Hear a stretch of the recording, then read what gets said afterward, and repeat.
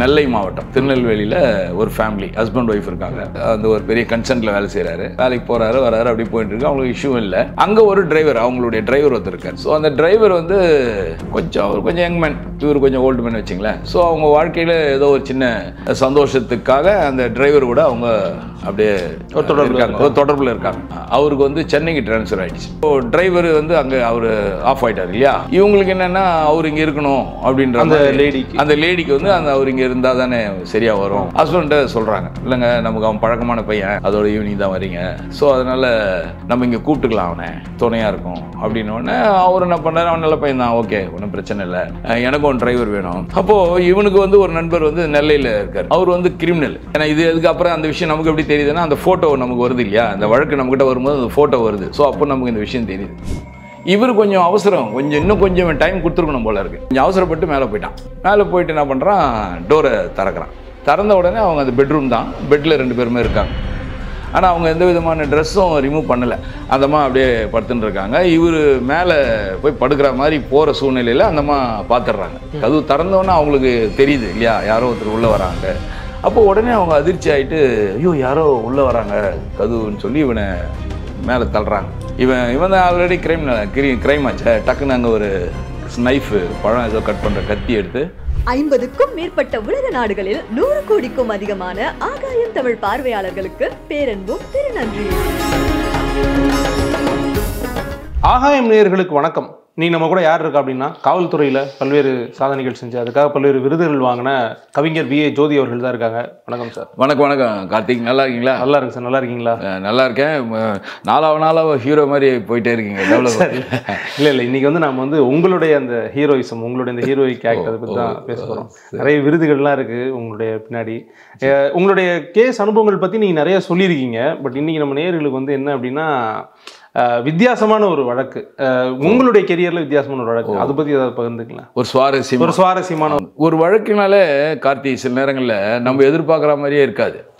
நம்ம கிட்ட வர கம்ப்ளைண்ட்டு, நம்ம கிட்ட இருக்கிற புகார்லாம் பார்த்தீங்கன்னா ஏதோ ரீசனபிளாக இருக்கும். நம்ம நினைக்கிறது ஒரு இதுவாக இருக்கும். அப்புறம் அந்த வழக்குக்குள்ளே போகும்போது தான், புலனாய்வில் போயிட்டு நம்ம அக்யூஸ்டை பிடிச்சி அப்படிலாம் போகும்போது தான் வந்து அதோட உண்மையான சாராம்சமே தெரியும். அப்போது நமக்கே ஆச்சரியமாக இருக்கும். ஓகே, புகார்தாரரே வந்து சில நேரங்களில் வந்து ஒரு தவறான தகவலை கொடுத்து பண்ணுற மாதிரி சூழ்நிலாம் இருக்கும். அப்படியே தவறான சூழ்நிலை ஒரு புகார்தாரர் தப்பாக கொடுத்துருந்தாருன்னா நம்ம வந்து அதை மாற்றலாம். ஆனால் சில நேரங்களில் வந்து எதிர்பாராத விதமாக அவங்க சொல்கிற புகாரே உண்மையானமே இருக்கும், உண்மையாகவே இருக்கிற மாதிரி நடந்துடும், அந்த சம்பவங்கள் நடந்துடும். அதுக்கு ஒரு அருமையான எடுத்துக்காட்டு ஒரு கேஸ் என்னென்னா, ரொம்ப இதுவும் பழைய கேஸ் தான், முன்னாடி நடந்தது தான். நெல்லை மாவட்டம் திருநெல்வேலியில் ஒரு ஃபேமிலி ஹஸ்பண்ட் ஒய்ஃப் இருக்காங்க. அவங்க லைஃப், அவர் வேலைக்கு போகிறாரு, ஒரு இதில் வேலை செய்கிறாரு, அந்த ஒரு பெரிய கன்சர்னில் வேலை செய்கிறாரு. வேலைக்கு போகிறாரு வராரு, அப்படி போயிட்டு இருக்கு. அவங்களுக்கு இஷ்யூ இல்லை. அங்கே ஒரு டிரைவர், அவங்களுடைய டிரைவர் ஒருத்தர் இருக்கார். ஸோ அந்த டிரைவர் வந்து அவர் கொஞ்சம் யங் மேன், இவர் கொஞ்சம் ஓல்டு மேன் வச்சுங்களேன். ஸோ அவங்க வாழ்க்கையில் ஏதோ ஒரு சின்ன சந்தோஷத்துக்காக அந்த டிரைவர் கூட அவங்க அப்படியே தொடர்பில் இருக்காங்க. அது மறைமுகமாக தெரியாமல் போயின்னு இருக்கு. இந்த மாதிரி சூழ்நிலையில் என்ன ஆயிடுச்சுன்னா, அவருக்கு வந்து சென்னைக்கு ட்ரான்ஸ்ஃபர் ஆகிடுச்சு. அவருடைய ஆஃபீஸ்லேருந்து சென்னைக்கு ட்ரான்ஸ்ஃபர் ஆகுது. இவங்க சென்னைக்கு வந்துட்டாங்க. சென்னை வந்து இங்கே பட்டினப்பாக்கத்தில் ஒரு குவார்ட்டர்ஸில் தங்குறாங்க. இப்போது டிரைவர் வந்து அங்கே அவர் ஆஃப் ஆகிட்டார் இல்லையா. இவங்களுக்கு என்னென்னா அவர் இங்கே இருக்கணும் அப்படின்ற அந்த லேடிக்கு வந்து அவர் இங்கே இருந்தால் தானே சரியாக வரும் அப்படின்ற இதில் என்ன பண்ணுறாங்க, ஹஸ்பண்ட சொல்கிறாங்க, இல்லைங்க நமக்கு அவன் பழக்கமான பையன், ஊரில் இருக்கும்போது நமக்கு உதவியாக இருந்தான், எல்லாத்துக்கும் எனக்கும் தைரியமாக இருந்தது. ரெண்டு இப்போ இங்கே வந்து தனியாக சென்னையில் பயமாகவும் இருக்குது, தனியாக வேறு இருக்கேன், நீங்கள் காலையில் போயிடுறீங்க, அதோட ஈவினிங் தான் வரீங்க, ஸோ அதனால் நம்ம இங்கே கூப்பிட்டுக்கலாம், அவனை துணையாக இருக்கும் அப்படின்னு. உடனே அவர் என்ன பண்ணுறாரு, அவன் நல்ல பையன் தான், ஓகே ஒன்றும் பிரச்சனை இல்லை, எனக்கும் ஒரு டிரைவர் வேணும், அதனால் கூப்பிட்டுக்கலாம் அப்படின்ற மாதிரி கூப்பிட்டுறாங்க. அவன் இங்கே வந்துடுறான். அவனுக்கு ஒரு ஃபேமிலி கிடையாது, அவன் சும்மா அலோனாக இருக்கிறவங்க. அதனால் அவன் ஃப்ரீயாக இங்கே வந்துட்டான். இங்கே வந்தவொடனே இங்கே ஒரு ரூம் பார்த்து அவனுக்கு எல்லாம் இவங்க செலவுலேயே ரூம் பார்த்து அவனுக்கு வாடகை வச்சுட்டாங்க. இவங்க வீட்டு டிரைவர் மாதிரி அவர் இருக்கார். அவர் ஆஃபீஸுக்கு டிரைவர் தனியாக போயிடுவார், வீட்டு டிரைவர் ஏதாவது வீட்டு வேலைங்களுக்கு செய்கிறது கொள்வது எல்லாமே அவர் இருக்கார். அப்போது அந்த மாதிரி லைஃப் மறுபடியும் அவங்களுக்கு அந்த அங்கே இருந்த திருநெல்வேலியில் இருந்த அதே ஒரு சந்தோஷத்தோடு அவங்க வாழ்க்கை இங்கே தொடருது. ஓகே, இப்படியே போயின்னு இருக்குது. இவர் மேலே போவார் வருவார். அப்பார்ட்மெண்ட்டில் ஃபர்ஸ்ட் ஃப்ளோர், செகண்ட் ஃப்ளோர்லேயோ ஃபர்ஸ்ட் ஃப்ளோர்லேயோ வீடு போவார் வருவார். இவனுடைய எதிர்பார்ப்பு என்னென்னா நமக்கு ஒரு ஃப்யூச்சர் வேணும் அப்படின்றான். அந்த அம்மா என்ன பண்ணுது, நான் எப்படியாவது எங்கள் வீட்டுக்கார்ட்ட சொல்லி உனக்கு ஒரு நல்ல வேலை வாங்கி தந்துடுறேன், இங்கேயே சென்னையிலே ஒரு நல்ல வேலை வாங்கி தரேன், உன் லைஃப்பை நீ அதுக்கப்புறம் பார்த்துக்க, அதுக்கு நான் கேரண்டி அப்படின்ற அந்த ஒரு எதிர்பார்ப்பில் தான் இவன் பழகிறான். ஓகே. அப்போது இவனுக்கு வந்து ஒரு நண்பர் வந்து நெல்லையில் இருக்கார். அவர் வந்து கிரிமினல், ஆல்ரெடி ஒரு ஹிஸ்ட்ரி ஷீட்டர். ஆமாம், ஒரு இன்சிடென்ட். அவர் என்ன பண்ணுறாரு, இங்கே வரார், சென்னை வரார். அதாவது இது எப்படின்னா ஒரு ஜோக் சொல்லுவாங்க பொதுவாக. அதாவது வந்து ஒரு ஸ்கூல் படிக்கிற பையன் வந்து சின்ன விளையாடும் போது ஒரு சின்ன ஃபோட்டோ ஒன்று கிடைக்கும் அவனுக்கு கிரவுண்டில். அது ஒரு ஸ்கூல் படிக்கிற பொண்ணு தான். அது ஒரு சின்ன யூனிஃபார்ம் போட்டு டைலாம் கட்டி சின்ன ஃபோட்டோ கிடைக்கும். இவன் ஒரு 6வது படிக்கிற பையன், அது ஒரு 4வது கிளாஸ் படிக்கிற பொண்ணோட ஃபோட்டோ கிடைக்கும். அந்த பொண்ணை ஃபோட்டோ பார்ப்பான், அப்படி இப்படி தேடி பார்ப்பான், எங்கன்னா விளையாடுறதா கொடுத்துடலான்னு. அது யாரும் இல்லைன்னா அவன் நோட் புக்கில் வச்சுட்டு இவன் போயிடுவான். போயிட்டு காலங்கள் உருண்டோடி இவன் அதுக்கப்புறமா பெரியவனாகி காலேஜுக்கு போயிட்டு வேலைக்கு போயிட்டு இவனுக்கு கல்யாணம் பண்ணுற வயசு வந்து கல்யாணமும் ஆகிடும். அவனுக்கு கல்யாணமாகி லைஃப் போயிட்டு இருக்கும்போது ஒரு குழந்தை கூட இருக்கும் அவனுக்கு. அப்போது அந்த பழைய டைரியில் பழைய புக்கெலாம் வச்சு இந்த ஃபோட்டோ இருக்கும், அது நான் அப்படியே வச்சுருப்பான் அவன். அவங்க ஒய்ஃப் ஒரு நாள் அதை பார்த்துருவாங்க. பார்த்துட்டு இது என்ன யாருடைய ஃபோட்டோ, இந்த குழந்தை சின்ன பொண்ணோட ஃபோட்டோன்னு கேட்பாங்க. கேட்டவுடனே இல்லை அது நான் 6th ஸ்டாண்டர்ட் படிக்கும்போது எனக்கு கிரவுண்டில் கீழே கிடச்சிது அப்படின்னு சொல்லுவான். உடனே அவங்க சிரிப்பாங்க. சிரிச்சுட்டு எவ்வளோ ஆச்சரியம் பாருங்கள், என்னுடைய ஃபோட்டோ தான் அது, அவங்க ஃபோட்டோ தான் அது, என்னுடைய ஃபோட்டோ தான் பாருங்கள், லைஃபு கடவுள் பாருங்கள் நம்மளை எப்படி இணைச்சிருக்கான், நானே உங்களுக்கு மனைவியாக வந்துட்டேன் அப்படின்னு அவங்க சொல்லுவாங்க. அப்படி சொல்லிட்டு ஜோக் தான் இது. அது ஏன்னா வீடியோ நம்ம ஆடியன்ஸ் வந்து தப்பாக எடுத்துக்கூடாது. அப்போது இந்த கதையிலேருந்து என்ன கருத்துன்னா, ஒருத்தனை சனி பிடிக்கணும்னா எத்தனை வருஷம் ஆனாலும் எங்கே போய் ஒளிஞ்சாலும் தேடி வந்து பிடிக்கும் அப்படின்னு சும்மா ஜோக்காக சொல்லுவாங்க. ஆமாம் ஆமாம். அதனால் வந்து ஏன்னா மனைவி அமையதெல்லாம் இறைவன் கொடுத்த வரும், மனைவி இல்லைன்னா நம்ம யாருமே வாழ முடியாது. இது சிரிச்சுட்டு இதோட விட்டுருங்க ஜாலியாக. அது மாதிரி இவனுக்கு சனி பிடிக்குது. இவன் பாவம் அங்கேருந்து வந்து இங்கே ஜாலியாக இருந்தான், அங்கேருந்து இங்கே வரான். இங்கே வந்து உக்காந்து இவங்களோட ஒரு 2 நாள் இங்கே இருக்கான் அவன் ரூமில். அப்போது இவன் இந்த விஷயத்தெல்லாம் தெரிஞ்சுக்கிறான். இவன் இந்த போகிறது வர்றது எல்லாத்தையும் தெரிஞ்சுக்கிறான். அப்போ இவன் என்ன கேட்குறான், ஏய் என்னடா அவன் வந்து கிரிமினல், அவன் பக்கா ஏற்கனவே நிறைய நெல்லையில் ரவுடி, அவன் பெரிய ரவுடி வேற, கேஸெல்லாம் போயிருக்கான், அவன் ஜெயிலுக்கெல்லாம் போயிருக்கான், வெட்டு குத்து பண்ணியிருக்கான், அவனும் வெட்டு வாங்கியிருக்கான், மிகப்பெரிய ரவுடி, பெரிய கேஸ் இருக்கான் அவன். அவன் இவங்ககிட்ட வந்து நான் சொல்கிறான், டேய் இது என்னடா நீ பாட்டும் போகிற வர லைஃப்பில் வந்து தான் இருக்குது, இப்படி இருந்தீங்கன்னா எப்படி இருக்கும், இல்லை அவங்க எனக்கு வேலை வாங்கி கொடுப்பாங்க. அவங்க எப்போ வேலை வாங்கி கொடுக்குறது, உடனடியாக அவனுக்கு வேலை வாங்கி கொடுக்கணுன்னா நம்ம ஏதாவது ஒரு பிளான் பண்ணலாம். நான் அவனுக்கு ஃபஸ்ட் கிளாஸ் ஐடியா கொடுக்குறேன், நீ போ, நான் வந்து ஃபோட்டோ எடுத்துட்றேன். அவங்க தனிமையில் இருக்கும்போது நான் ஃபோட்டோ எடுத்துட்றேன். இந்த விஷயத்தில் ரொம்ப ரொம்ப இன்ட்ரெஸ்டான இருக்கீங்க கார்த்திக். இல்லை சார் உங்களுடைய கேஸ் இல்லை, நான் கூட எனக்கு கூட அந்த தனிமையிலன்ற வார்த்தை வரல, ரொம்ப இன்ட்ரெஸ்ட் சூப்பராக கேட்குறீங்க. ஏன்னா அது மாதிரி கேட்டால் தான் எனக்கும் சொல்கிறதுக்கு நல்லாயிருக்கும். அப்புறம் வந்து நீ தனிமையில் இருக்கும்போது நான் வந்து ஃபோட்டோ எடுத்துடுறேன் அப்படின்ட்டு என்ன பண்ணுறான், கேமராலாம் ரெடி பண்ணி வரான், ஊருக்கு போயிட்டு திருப்பி வரான். இவன் முதல்ல இவனுக்கு உடன்பாடு இல்லைனாலும் ஒத்துக்கிறான். இப்போது பிளான் பண்ணிட்டானுங்க, இன்றைக்கி அவர் ஆஃபீஸ் போனோடனே நீ மேலே போ, மேலே போயிட்டு கதவை வந்து பெட்ரூம் கதவை தாப்பால் போடுற மாதிரி போட்டுவிட்டு, ஆனால் போடாத, நான் ஒரு கொஞ்சம் கேப் கொடுத்து டைம் கொடுத்து நான் வரேன், வரும்போது அந்த சூழ்நிலையை நான் படம் எடுத்துட்றேன். அப்போ அந்த அம்மாவை நம்ம பிளாக்மெயில் பண்ணலாம், அந்த படத்தை காட்டி மிரட்டி பணமும் கேட்கலாம், வேலையும் கேட்கலாம், எது வேணால் கேட்கலாம்டா. அதுக்கப்புறம் அந்த அம்மா உனக்கு அவ்வளோதான்டா, அடிமை மாதிரிடா அப்படின்லாம் சொல்லி மூளையை குழப்பிட்டான். உடனே அதே மாதிரி பண்ணுறாங்க. இவன் மேலே போகிறான். ஏன்னா இது அதுக்கப்புறம் அந்த விஷயம் நமக்கு எப்படி தெரியுதுன்னா, அந்த ஃபோட்டோ நமக்கு வருது இல்லையா, அந்த வழக்கு நம்மக்கிட்ட வரும்போது அந்த ஃபோட்டோ வருது. ஸோ அப்போ நமக்கு இந்த விஷயம் தெரியுது. போயிட்டு அதே மாதிரி லாக் பண்ணுற மாதிரி பண்ணிவிட்டு இவங்கள போகிறான். வழக்கமாக அவங்க சந்திக்கிறது தானே அவங்க, அதனால் அவங்கள எந்த விதமான எதிர்ப்பும் சொல்லாமல் அவங்க இருக்காங்க. இவர் கொஞ்சம் அவசரம், இன்னும் கொஞ்சம் டைம் கொடுத்துருக்கணும் போல இருக்குது. இவன் கொஞ்சம் அவசரப்பட்டு மேலே போயிட்டான். மேலே போயிட்டு என்ன பண்ணுறான், டோரை திறக்கிறான். திறந்த உடனே அவங்க அந்த பெட்ரூம் தான், பெட்டில் 2 பேருமே இருக்காங்க. ஆனால் அவங்க எந்த விதமான ட்ரெஸ்ஸும் ரிமூவ் பண்ணலை, அவங்க ட்ரெஸ்ஸெல்லாம் ரிமூவ் பண்ணலை. அந்தம்மா அப்படியே படுத்துன்னு இருக்காங்க. இவர் மேலே போய் படுக்கிற மாதிரி போகிற சூழ்நிலையில் அந்தம்மா பார்த்துடுறாங்க. கதவு திறந்தோன்னே அவங்களுக்கு தெரியுது இல்லையா, யாரோ ஒருத்தர் உள்ளே வராங்கன்ட்டு. அப்போ உடனே அவங்க அதிர்ச்சி ஆகிட்டு ஐயோ யாரோ உள்ளே வராங்க கதுன்னு சொல்லி இவனை மேலே தள்ளுறாங்க. இவனுக்கு தெரியும் இல்லையா நம்மால் தான் ஃபோட்டோ எடுக்க வரான்னு. அதனால் இவன் என்ன பண்ணுறான், ஃபோர்ஸ் பண்ணுறான். ஓகே, இவன் போட்டு அழுத்துறான் அப்படியே. அப்போ அந்தம்மா தெரிஞ்சுக்கிச்சு, ஓ இவனும் கூட சேர்ந்து தான் இந்த மாதிரி பண்ணுறான் பொழுதுன்னு சொல்லி அந்தம்மா ரொம்ப தள்ளுது இவனை. இவன் போட்டு அதை அழுத்துறான். அந்த ஃபோட்டோ பூரா என்னன்னு கேட்டிங்கன்னா இதுதான். அந்தம்மா வந்து இவனை தள்ளுறதும் அவன் இவனை தள்ளுறதும் கீழே விழுறதும் மேலே பிறல்றதும் அப்படியே எல்லாம் ஸ்னாப் எடுக்கிறாரு. ஏகப்பட்ட ஃபோட்டோ எடுத்துகிட்டு அந்தம்மா கத்த ஆரம்பிச்சிச்சு. கத்தின உடனே என்ன பண்ணிட்டான், இவன் தான் ஆல்ரெடி க்ரைம் ஆச்சே. டக்குன்னு அங்கே ஒரு நைஃபு பழம் ஏதோ கட் பண்ணுற கத்தி எடுத்து அந்தம்மா கையில் ஒரு அரை அறுத்துட்டு பிளட்டுக்கு பார்த்தோன்னா அது பயந்துருச்சு. ஓகே, சும்மா அவங்கள அமைதிப்படுத்து. அது அந்த நேரத்துக்கு அங்கேருந்து கொஞ்சம் அங்கேருந்து எஸ்கேப் ஆகிறதுக்கு அது ஒரு சின்ன அது டெக்னிக் மாதிரி. ஒரு கை அறுத்துட்டு 2 பேர் வேணா வாடான்ட்டு ஓட்டான், திருநெல்வேலி ஓட்டானாங்க. அதுக்கப்புறம் ஹஸ்பண்டுக்கு ஃபோன் பண்ணோன்னே அவர் வராரு. அப்புறம் அக்கம் பக்கத்துலலாம் வராங்க.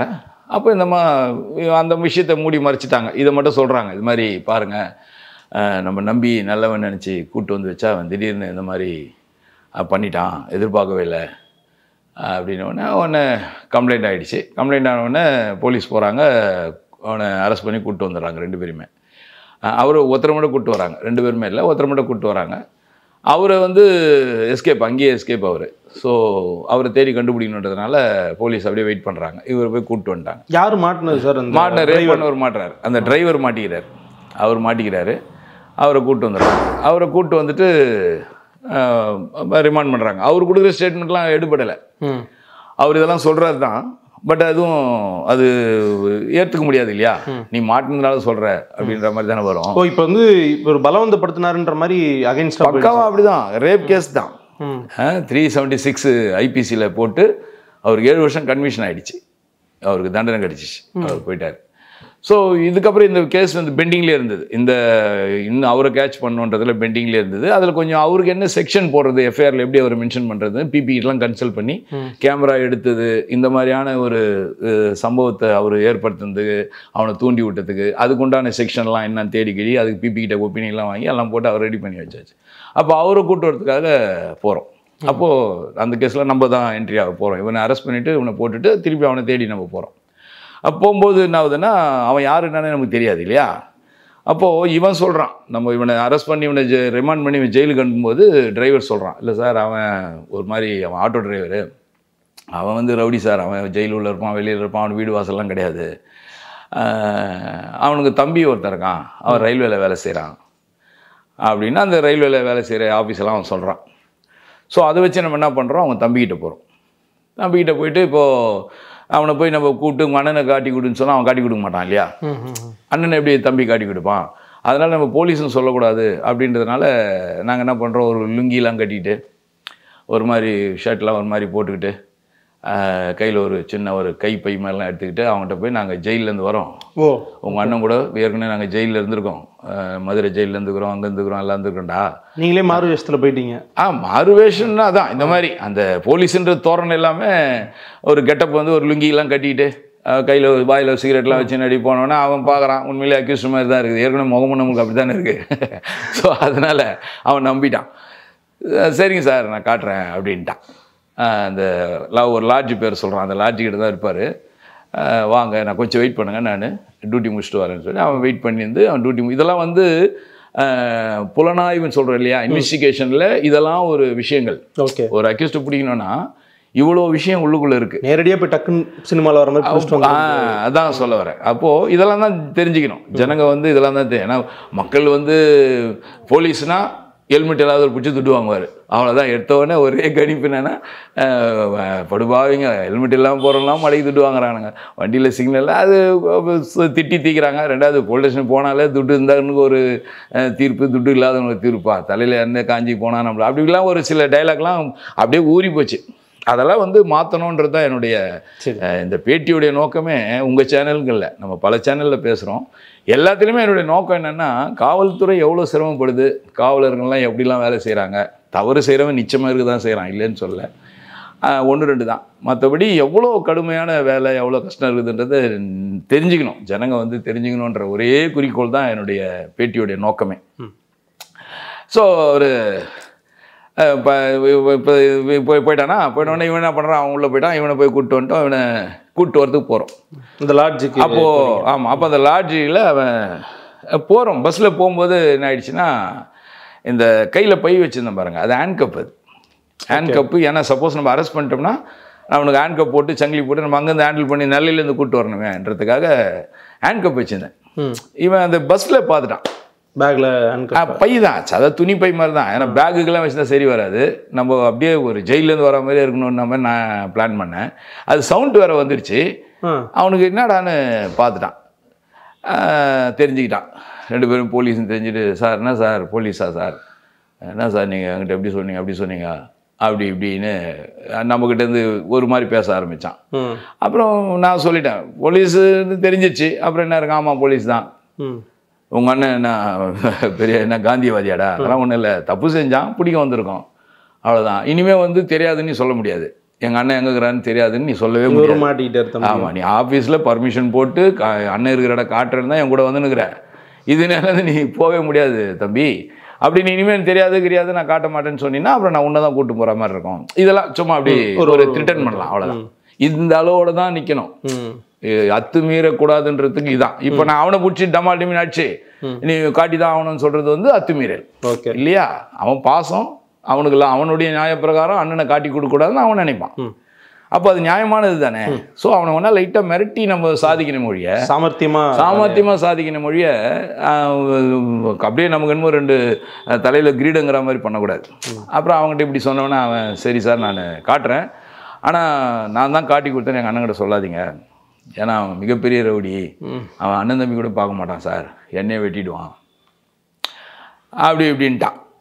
சரி அது சரிடா, நான் அவனை காட்டி கொடுக்க மாட்டேன் அப்படின்னு சொல்லிட்டு, அதானே உண்மையும் கூட, நமக்கு எதுக்கு ஆளை தெரிஞ்சால் போதும்ட்டு கரெக்டாக என்ன பண்ணால் அந்த லாட்ஜி கிட்ட தூரமாக நிற்க வச்சு அவன் சூப்பராக ஒரு ஆட்டோவில் அப்படி உட்காந்துக்கிறான். அவன் உட்காந்துக்கிற தோற்றமே பயங்கரமாக தான் இருக்குது. அப்படியே பெரிய பெரிய படத்துலலாம் அப்படி வில்லன் உட்காந்துக்கிற மாதிரி கையில் வாயில் சிகரெட்டை வச்சுக்கிட்டு ஒரு டீ கிளாஸ் டீ சாப்பிட்டுக்கிறார். கால் மேலே கால் பண்ணது, சார் அவன் தான் சார் அப்படின்ட்டான். உடனே எனக்கு ரொம்ப ஹாப்பி, சந்தோஷம். ஏன்னா நம்ம அக்யூஸ்ட் கிடைக்குது இல்லை, இதெல்லாம் வந்து போலீஸில் வந்து ஒரு பெரிய விருந்து சாப்பிட்ற மாதிரி. எங்களுக்கு ஒரு அக்யூஸ்ட்டை தேடி போகும்போது அவன் கண்ணால் பார்த்துட்டோம் அவன் கிடைக்கிறான் அப்படின்னு சொன்னால் அது ஒரு பெரிய சக்ஸஸ்ஃபுல்லான விஷயம். உடனே நான் என்ன பண்ணுறேன், ரைட் ஓகேடா நீ போடா அப்படின்ட்டேன். உண்மையாக சொல்ல அவன் தானே சார், அவன் தான் சார், சரி போடான்னு இவனை அனுப்பிச்சிட்டேன். ஏன்னா அவன் பொய் சொல்லிட்டும் போக போகிறதில்ல, பொய் சொல்லிட்டு போனால் மறுநாள் ஆஃபீஸ் தான் தெரியுமே நமக்கு, அதனால போயிட்டான். இப்போது நான் அவனை அரெஸ்ட் பண்ணலான்னு போனால் நம்ம கூட வந்த சபார்டினேட் என்ன பண்ணிட்டாங்க, கொஞ்சம் அச்சப்பட்டாங்க. கொஞ்சம் புது பசங்க கொஞ்சம் அச்சப்பட்டாங்க, பயந்துட்டாங்க. சார் நம்மக்கிட்ட எதுவுமே இல்லை சார், வெப்பன்லாம் இல்லை, நான் ஊரை விட்டு ஊர் வந்துடுவேன், நெல்லை மாவட்டம் வேறு, இங்கே எடுத்தவொடனே வெட்டுவாங்க, திருநெல்வேலியெல்லாம் பெரிய பெரிய அருவா வச்சுருப்பானுங்க சார், அவன் வேறு ரவுடின்றான், அவன் தம்பிக்காரனே பயப்படுறான், கொஞ்சம் இருங்க சார் யோசிங்க சார் அப்படி இப்படின்னு நம்மளை என்னையும் பயமுறுத்துறானுங்க. குழப்பிட்டான். நான் நம்ம என்னடா அவனை ஒரு 3 பேர் இருக்கிறோம், நம்ம அவனை தூக்க முடியாதா, நீ வா நான் இருக்கிறேன் அப்படின்னுங்களே. சார் வேணாம் சார், லோக்கல் போலீஸை கூப்பிட்டு வந்துடலாம். அது ஒரு முறை எங்கன்னா போனால் இது மாதிரி பெரிய அக்யூஸ்டை பிடிக்கணும்னா லோக்கல் போலீஸ் சொல்லி தான் கூப்பிட்டு வரணும். ஏன்னா ஏதாவது ஒன்று ஆயிடுச்சுன்னா டக்குன்னு இப்படி பற்றிக்குவாங்க அதிகாரிகளும், ஏன்பா லோக்கல் போலீஸில் சொல்லி போக வேண்டியதானப்பா அப்படின்வாங்க. ஸோ சொல்லின்னு இருக்கிறதுக்குள்ளேயே இவன் என்ன பண்ணிட்டான், அந்த தம்பிக்காரன் பாருங்க எங்கிட்டது போயிட்டு, ஆனால் அவனுக்கு எங்கேயோ மறைமுகமாக ஒரு 2 கொடுத்துட்டான். அங்கே எவனோ ஒருத்தனை கூப்பிட்டு போலீஸ் வந்துக்கிறாங்க அண்ணனை பிடிக்கிறதுக்கு, எங்கள் அண்ணன்கிட்ட சொல்லிட்டு போயிட்டுக்கிறான். அவன் எவனோ வந்து டீ கிளாஸ் கொடுக்குற மாதிரி வந்தான், டீ வாங்க வந்த மாதிரி காதில் சொன்னானா என்னன்னு தெரியல, ஒரு செகண்டில் சுதாரிச்சுட்டு வண்டி எடுக்கிறான். கண்ணெதிரிக்கே அவன் போகிறதுக்கு முயற்சி பண்ணுறான், நல்லா தெரியுது. வண்டி எடுத்துட்டான். நான் இப்போ அப்படியே துடிக்கிறேன். இவங்க 2 பேரும் வேணாம் சார், நம்ம என்ன சார் நமக்கு என்ன சிலையாக வைக்க போகிறாங்க அப்படி இப்படின்னு பெரிய டைலாக்லாம் பேசி அந்த பதட்டத்தில் அந்த சூழ்நிலை ஆமாம் அந்த ஒரு 2-3 நிமிஷம் எஸ்கேப். சரின்ட்டு எனக்கு மனசை கேட்கல, சரி ரைட் ஓகேன்ட்டு. அப்போது அந்த ஒரு செகண்டில் அவன் எனக்கு கற்றுக் கொடுத்தது என்னென்னா, அவனும் மிகப்பெரிய ரவுடி கிடையாது. போலீஸ்னா அவன் பெரிய ரவுடியாக இருந்தானே, என்ன மெட்ராஸ் போலீஸா வரட்டும் பார்க்கலாம், அவனே நம்ம கூப்பிட்டுருக்கணும். என்னயா வா, என்ன இப்போ என்ன புஷன் போக வந்துக்கிறியா, முடியுமா உன்னால, என்னை தொட்டுருவியா என் ஊரில் புடியா பார்க்கலாம், நீ தானா he is a very good rowdy இல்லையா. இவன் போலீஸுன்னு கேள்விப்பட்டவனே ஆட்டோவுக்கு பாதி டீயை வச்சுட்டு ஓடுறான்னா அவன் என்ன பெரிய ரவுடி இல்லை. ஸோ அதனால் இன்னும் எனக்கு ஒரு பெரிய தைரியம் வந்தது. அடுத்த முறை வந்து என்ன பண்ணால் ஜஸ்ட் ஒரு 2-3 நாள் பொறுத்து நம்ம மறுபடியும் போகிறோம். அது அந்த வரும் வாய்தா வரும்போது கோர்ட் டைரின்னு சொன்ன பாருங்கள், அதில் என்ட்ரி போட வேண்டி வரும். அப்போ அவரை தேடி போனோம் வந்தோன்னு எழுதுவாங்க. அடுத்த முறை போகும்போது நானே போகிறேன் சார் சொல்லிவிட்டு அதிகாரிகிட்ட சொல்லிவிட்டு அந்த வாரண்ட் எடுத்துக்கிட்டு நம்ம போகிறோம். போகும்போது முதல் நாளே போயிட்டு என்ன பண்ணிட்டேன், அந்த லாட்ஜில் போய் ரூம் போட்டு நைட்டு தங்கிட்டேன். அந்த ரூமில் நான் போனது அந்த ஸ்டாண்டில் இருக்கிற யாருக்குமே தெரியாது. ஸோ தங்கிட்டு காலையில் எழுது மொட்டை மாடியில் போயிட்டு நின்று பார்க்குறோம். அப்படியே பார்த்துட்டே இருக்கேன். ஏன்னா நம்ம தான் ஆளை பார்த்துட்டேன். ஒரு 10-11 மணி போல் வந்தான் சூப்பராக. ஆட்டோ வரும்போதே மடக்கி ஆட்டோவுக்கு அவரோட ஆட்டோ ஸ்டாண்ட் அங்கே தான் இருக்குது. அங்கே தான் வழக்கமாக வருவான்றது ஏற்கனவே நமக்கு தெரியும் இல்லையா. அவரை கையை காட்டினோடனே அவர் ஆட்டோ நினச்சி நிறுத்தினான். அவ்வளோதான் சவாரின்ட்டு அப்படியே அவனை கையை முறுக்கி வாயை மூடி அவனை பின்பக்கம் போட்டு உட்கார வச்சுட்டு ஆட்டோவை நான் ஓட்டுவேன். ஸோ ஆட்டோ எடுத்துக்கிட்டு எங்ககிட்ட ஒன்றும் பெரிய லக்கேஜெலாம் கிடையாது, ஒரு பேக் தானே. அப்படியே நம்மளால் இருந்தான் லாட்ஜில் இருந்தான். அவன் வந்தவன் அவனை ஏற்றினா சர்ன்னு பஸ் ஸ்டாண்டு போயிட்டோம். பஸ் ஸ்டாண்டு போய்ட்டு ஒரு ஆட்டோவை ஓரம் விட்டு அவங்ககிட்ட சொல்லிட்டோம் போலீஸ். நான் அவனும் தெரிஞ்சுக்கிட்டான். அவர் ஆட்டோ விட்டுட்டு சாவியோட ஆட்டோ விட்டுட்டு லோக்கல் போலீஸை இன்ஃபார்ம் பண்ணிவிட்டு ஆட்டோங்க நிற்கிது அப்படின்னு சொல்லிவிட்டு ஒரு பஸ்ஸு வந்தது. ஏதோ ஒரு பஸ்ஸு வெளில வருது. டக்குன்னு ஏறு, அதுக்கப்புறம் பார்த்துக்கலாம், சென்னைக்கெலாம் இப்போ பஸ்ஸெல்லாம் கேட்க முடியாது, ஏறுன்னு சொல்லி அதில் ஏறியாச்சு. ஏறிட்டு அதுக்கப்புறம் அந்த பஸ் ஸ்டாண்டில் போய் அது நின்ன பிறகு அங்கே இறங்கி அந்த ஏதோ ஒரு ஊரில் போய் இறங்கணும். நெல்லையிலேருந்து வரும்போது அது எந்த ஊர்னே தெரியல.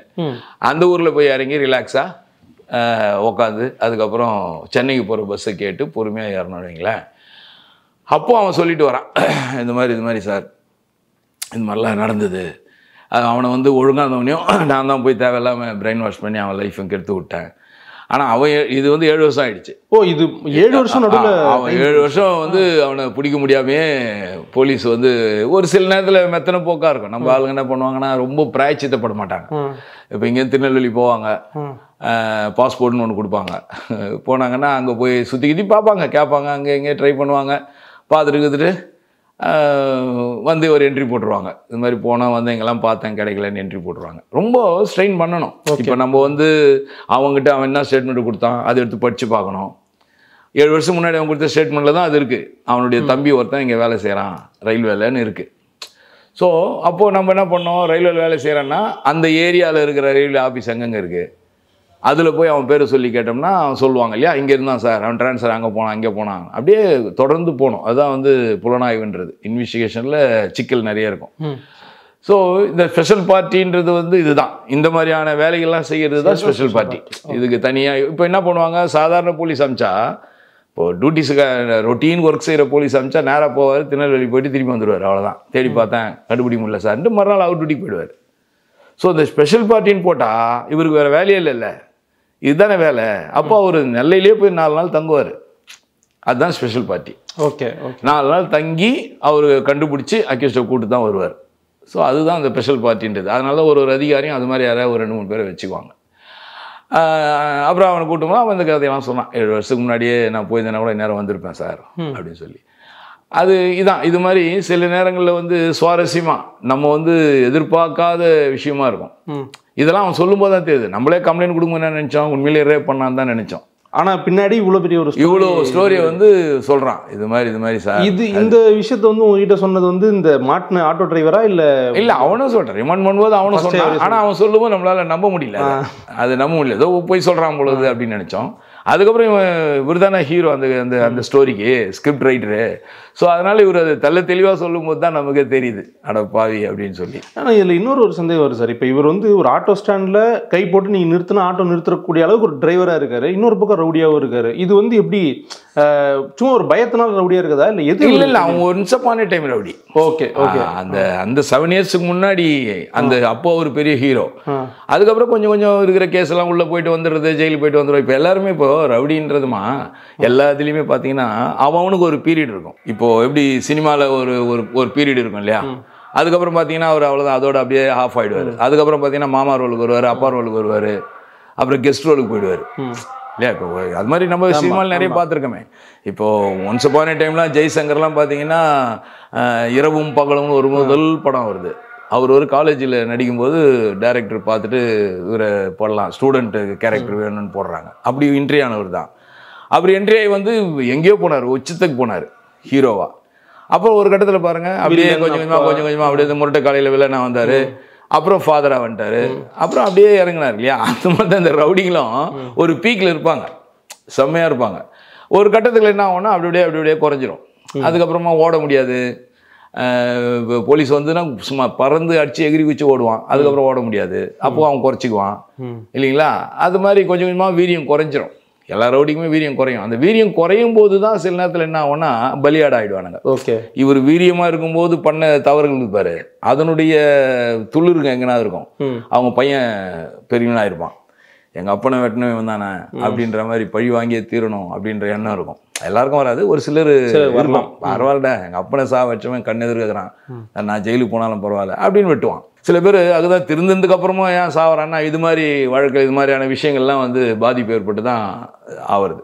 ஓகே, அது மாதிரி சுவாரஸ்யம் வரும்போது எதிர்பார்க்காம நிறைய விஷயங்கள் வந்து, அதாவது எப்படி சொல்கிறது, இது வழக்கில் சுவாரஸ்யம், நாங்களே சுவாரஸ்யமான ஒரு விஷயத்தை கொடுத்தா மாதிரிலாம் ஆகிடும். போலீஸே போய் ஒரு முறை பார்த்தீங்கன்னா கல்கட்டா போகிறோம், நம்ம மகாராஷ்டிரா போயிட்டு அக்யூஸ்ட் அப்படின்னு ஒரு நார்த் இந்தியன் அக்யூஸ்ட் பிடிக்கிறதுக்காக போகிறோம். அப்போ நம்ம டீம் எல்லாருமே போகுது. அந்த சைட்லாம் பார்த்தீங்கன்னா நார்த் இந்தியன்ஸ்லாம் பார்த்தீங்கன்னா ரொம்ப போலீஸே கூட என்ன பண்ணுவாங்கன்னா அவங்களுக்கு சப்போர்ட் பண்ணுவாங்க. ஓகே ஓகே, அவங்க பிடிப்பாங்க அடிப்பாங்க, அவங்க எதுனா பண்ணுவாங்க. ஆனால் இந்த மாதிரி ஒரு ஸ்டேட் விட்டு ஸ்டேட் வந்து அங்கேருந்து அவங்க ஆளுங்களை நம்ம கூட்டு வர்றதுக்குன்றதுல அவங்களுக்கு கொஞ்சம் உடன்பாடு இருக்காது. ஸோ நம்ம போய் அவங்ககிட்ட ஹெல்ப் கேட்டாலும் சில நேரத்தில் அவங்களே என்ன பண்ணுவாங்கன்னா அவங்க இன்ட்டு கொடுத்துருவாங்க. ஓ, அவர் ஹெல்ப் பண்ணுற மாதிரி நமக்கு பண்ணுவாங்க. எல்லாம் உட்காருங்க சார், காஃபி டீ சாப்பிடுங்க, போயிடலாம், அதெல்லாம் பிடிச்சிடலாம் சார், ஆமாம் இங்கே தாங்கிறான் அப்படி இப்படின்னு சொல்லிட்டு அவனுக்கு ஒரு தகவல் கொடுத்து அனுப்பிச்சிருவாங்க. அப்புறம் நம்மளை கூப்பிட்டு போவாங்க, அவன் வீட்டில் இருக்க மாட்டான், ஆஃபீஸில் இருக்க மாட்டான், லாட்ஜில் இருக்க மாட்டான், அப்புறம் ஒரு கண் தொடைப்பு மாதிரி இருக்கும். ஸோ இது மாதிரி பல நடந்ததுன்றதுனால நம்ம ரொம்ப புத்திசாலித்தனமாக என்ன பண்ணுறோம், டைரெக்டாக போகிறோம், யாருடைய ஹெல்ப்பும் வேணாம்னு சொல்லிட்டு நம்ம டைரெக்டாக போய் கேட்ச் பண்ணியாச்சு. அவர் கொஞ்சம் விஐபி, அவர் விஐபினா தவறு ஒயிட் காலர் அஃபென்ஸ்ன்னு சொல்லுவாங்க, ஒயிட் காலர் அஃபென்றவர். அவர் ஒரு லாட்ஜில் இருக்கார், பக்காவை போய் அரெஸ்ட் போயிட்டோம். அவர் என்ன பண்ணுறாரு, நம்மளை வந்து ஒத்துக்க மாட்டாரு, நீங்கள் வந்து யாரோ என்னை ரிட்டர்ன் பண்ண வரீங்க, என்னை கடத்தின்னு போக வந்துக்கிறீங்க, நீங்கள் போலீஸ்லாம் கிடையாது, உங்களை நான் நம்ப முடியாது, எல்லாமே ஹிந்தியிலே தான் நடக்குது, நம்ம டீமில் ஹிந்தி பேசுகிறாங்க, வேணா நீங்கள் லோக்கல் போலீஸை சொல்லுங்கள், லோக்கல் போலீஸை தான் நான் வருவேன் அப்படின்ட்டார். அப்போ நம்ம என்ன பண்ணுறோம், வேறு வழி இல்லாமல் லோக்கல் போலீஸை கூப்பிட்றோம். இப்போ லோக்கல் போலீஸுக்கு அவருக்கும் அண்டர்ஸ்டாண்டிங் இருக்குது, ஆல்ரெடி இருக்குது. ஓகே, உடனே அவங்க என்ன பண்ணுறாங்க, சரி ரொம்ப புத்திசாலித்தனமாக தமிழ்நாட்டிலேருந்து வந்து எங்களை மீறி இங்கே வந்து கூட்டு போலான்னு வந்துட்டிங்களா அப்படின்னு அவன் மனசில் நினச்சானே என்ன தெரில. அவன் வந்து என்ன பண்ண நம்மக்கிட்ட வாக்குவாதம் பண்ணுறான், சார் நீங்கள் எதுவும் வந்தாலும் வந்துடணும் இல்லை சார், ஸ்டேஷனுக்கு வந்து சொல்லிட்டுல நீங்கள் வந்திருக்கணும், நீங்கள் இப்போ திடீர்னு இப்படி வரீங்கன்னு சொன்னால் நான் எங்களுக்கே நம்பிக்கை இல்லை உங்கள் மேலே, நீங்கள் போலீஸான நான் எப்படி சார் நம்புறது அப்படின்றோம். நம்ம ஐடி கார்டு காட்டுறோம், நம்மக்கிட்ட இந்த பாஸ்போர்ட் இருக்குது, இந்த வாரண்ட்டு, நம்மக்கிட்ட என்னென்ன இருக்குதோ அவ்வளோத்தையும் நம்ம சொல்கிறோம். அவன் நல்லா தெரியுது, ஆனால் தேவையில்லாமல் பண்ணணும்னு நம்மக்கிட்ட வாக்குவாதம் பண்ணி நம்மளை ரொம்ப பிரச்சனை பண்ணுறாங்க. இல்லை சார் நீங்கள் போலீஸே கிடையாது அப்படின்றான். இந்த சூழ்நிலையில் என்ன ஆயிடுச்சு, அவன் போயிட்டான். அவனுக்கு ஒரு கேப் கொடுக்குறாங்க இந்த அசம்பாவிதத்தில், இந்த மாதிரியான ஒரு விஷயத்தில், அதில் அவன் அவங்களே எஸ்கேப்பாக வைக்கிறாங்க, அவன் போயிட்டான். இப்போ என்ன ஆயிடுச்சுன்னா அக்யூஸ்ட் போயிட்டான் இல்லையா, இப்போ இவங்க மேலே நம்ம ப்ளைம் பண்ணுவோம், இல்லை நீங்கள் தான் அக்யூஸ்ட் ஓட வச்சுட்டீங்க ப்ளைம் பண்ணுவோம். அதனால் இவங்க என்ன பண்ணிட்டாங்க, ஒரு ஸ்டெப் மேலே போய் எங்களை எல்லாரும் அக்யூஸ்ட் ஆகிட்டான். எங்களுக்கு டவுட் ஆகுதுங்க, நீங்கள் கடத்தின் போது தான் வந்துருக்கீங்க, நீங்கள் எல்லோரும் வாங்க ஸ்டேஷனுன்னு சொல்லி வேறு வழியே இல்லாமல் எல்லோரையும் வேனில் ஏற்றி போய் அவன் ஊரில் அவன் ஸ்டேஷனில் உட்கார வச்சிட்டான். ஒன்றும் நம்ம பேசவே முடியாது, அங்கே ஐடி எல்லாமே காமிச்சோம், எல்லாம் காட்டி இதெல்லாம் போலீஸாருன்றான். இது மாதிரி தான் சார் ஐடி போலீஸ்னு ஐடி காட்டிட்டு போன வாரம் ஒருத்தன் தூக்கி போனான் சார்ன்றான். நம்ம என்ன பண்ண முடியும், நாங்கள் இப்போ அலைஞ்சுன்னுக்கிறோம் சார், அந்த ஆளையும் காணும், அந்த போலீஸ்னு வந்தவனையும் காணும் அப்படிங்கிறான், ஒரு கதையை சொல்கிறான். எல்லாம் ஹிந்திலேயே நடக்குது கம்யூனிகேஷனு. எல்லோரும் உட்கார வச்சு அப்புறமா எங்கள் ஏசி கூட ஒருத்தர் வந்தார், அவர் பயங்கர டென்ஷன் ஆகிட்டார். அப்புறமா தெரிஞ்சுக்கிட்டோம், சரி இவனுங்க சப்போர்ட் பண்ணுறாங்கன்ட்டு. அப்புறம் அங்கேருந்து சென்னைக்கு ஃபோன் பண்ணி அப்புறம் டிஜிபி டு டிஜிபி பேசுகிற அளவுக்கு ஆச்சு அந்த விஷயம். நம்ம டிஜிபி தமிழ்நாடு டிஜிபி வரைக்கும் போய் அப்புறம் அவரு வந்து சொல்லி அந்த டிஜிபி சொல்லி அப்புறம் அந்த டிஜிபி வந்து அவங்க போலீஸ் தான் அப்படின்றத ஊர்ஜிதப்படுத்தி ஒரே வார்த்தை சிம்பிளாக சாரி சாருன்ட்டான். ஒரு ஸ்டேட்டுடைய ஹையஸ்ட் போலீஸ் டு இன்னொரு ஸ்டேட்டோட டிஜிபி பேசுகிற அளவுக்கு. அதுதான் ஒரு சில நேரத்தில் அவங்க அந்த இதெல்லாம் பார்ப்பாங்க. அந்த நம்ம ஊர்லலாம் கொஞ்சம் அது பார்க்க மாட்டோம். நம்ம வந்து ஃபஸ்ட்டு போலீஸு, நம்ம கடமை, நம்ம உணர்வு, அவங்க காக்கி சொக்கா, நம்மளும் காக்கி சொக்கா. இப்போ இதே கல்கட்டாலேருந்து இங்கே வந்து தமிழ்நாட்டில் ஒருத்தனை பிடிச்சி கொடுக்கணும்னா நான் பிடிச்சி கொடுத்துருவேன், நம்ம போலீஸ்காரங்கேருந்து வராரு அப்படின்ட்டு. ஆனால் அதே அவங்க வந்து அது செய்யறதுக்கு உடன்பாடு இல்லை அவங்களுக்கு, ஏன்னா நம்ம ஊருக்காரன் அப்படின்றது. இந்த பாசுவாலிட்டி வந்து எல்லா ஊர்லேயுமே இருக்குது. அது எக்ஸப்ட் தமிழ்நாடு. நம்ம தமிழ்நாட்டில் மட்டும் அப்படி அந்த ஒரு இது இருக்காது. நம்ம வந்து வேலை செய்யணும் ப்ரையாரிட்டி ஒர்க்கு அப்படிதான் நம்ம அதான் நினைப்போம். இங்கே பாருங்கள், இப்போ வடநாட்டுக்காரங்க தானே ஏகப்பட்ட வேலை செய்கிறோம். எல்லாருக்கும் நம்ம வந்து அவங்க பிழைக்கணும் அப்படின்னு முன்னுரிமை கொடுக்குறோம். அது அந்த மாதிரி அவங்க கொடுக்க மாட்டாங்க. நம்ம அங்கே போய் தமிழ்லாம் பேசினா நம்மளை ஒரு மாதிரியாக தான் பார்ப்பாங்க. அது அந்த நாட்டினுடைய இது அதான். இது மாதிரியான வழக்குகள் வந்து பார்த்திங்கன்னா நிறைய இருக்குது. நம்ம போக நம்ம சேனலில் நம்ம மக்களுக்கு சொல்லலாம், நிறைய விஷயம் இருக்குது. இப்போ வந்து நீங்கள் விசாரித்த ஒரு வழக்கு, அதுக்கப்புறம் நீங்களே போய் வந்து சிக்கிக்கிட்ட ஒரு விஷயத்தை பற்றி தெளிவாக சொல்லியிருக்கீங்க. ரொம்ப நன்றி சார் இந்த அனுபவம் பகிர்ந்துக்கிட்டு. அதாவது நான் சிக்கிக்கிட்டதில் சந்தோஷமா இல்லை இல்லை இப்படி வந்து நீங்கள் முடிக்கும் போது நீங்கள் ரொம்ப சிக்கிக்கிட்டீங்க, ரொம்ப நன்றி சார் அப்படின்னும் போது எனக்கு சந்தோஷம் இல்லை சார். இல்லை என்னன்னா காவல்துறையில் இருக்கவங்களுக்கு இப்படி ஒரு சேலஞ்ச் வருதுன்றத தெரிஞ்சுக்கிட்டோம் மூலமாக. சேலஞ்சு மட்டும் இல்லை, ஒரு நாட்டினுடைய இதையும் நம்ம, ஒரு ஸ்டேட்டுடைய இதையும் நம்ம தெரிஞ்சுக்கிறோம்ல. அங்கே எப்படிப்பட்ட கலாச்சாரங்குது, என்ன உணர்வு இருக்குது, அவங்கக்கிட்ட எவ்வளோ காவல்துறையாக இருந்தாலும் அவங்கக்கிட்ட அந்த உணர்வு இருக்குது. அவன் தவறு செஞ்சவனாக இருந்தால் கூட நான் தான் தண்டிக்கணும் அப்படின்ற இது அவங்களுக்கு. நம்ம அப்படி கிடையாது. அதுதான் வந்தாரை வாழ வைக்கும் தமிழ்நாடுன்றது ஒரு ஊர்ஜிதமாச்சு நாங்கள் அங்கே போய் உட்காந்து வந்ததுனால. ஓகே கார்த்தி, பார்க்கலாம். சரி, நன்றி, வணக்கம்.